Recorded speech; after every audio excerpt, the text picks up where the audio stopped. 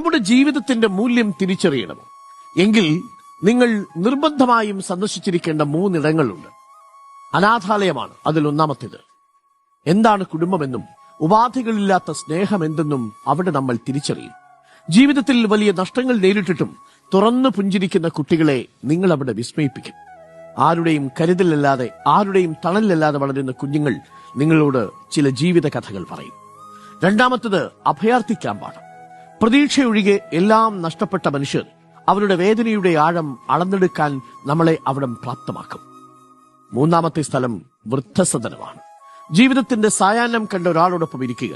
സമയമാണ് ജീവിതത്തിൽ ഏറ്റവും വിലയേറിയ കറൻസി എന്ന വലിയ അറിവ് അവർ നമുക്ക് പകർന്നു നൽകും. ഇനി ഒരു സ്ഥലം കൂടിയുണ്ട് കേട്ടോ, അത് റീജിയണൽ ക്യാൻസർ സെന്ററാണ്. ഇതിലെല്ലാറ്റിലും അപ്പുറമുള്ള ജീവിതത്തിന്റെ വലിയ യൂണിവേഴ്സിറ്റി.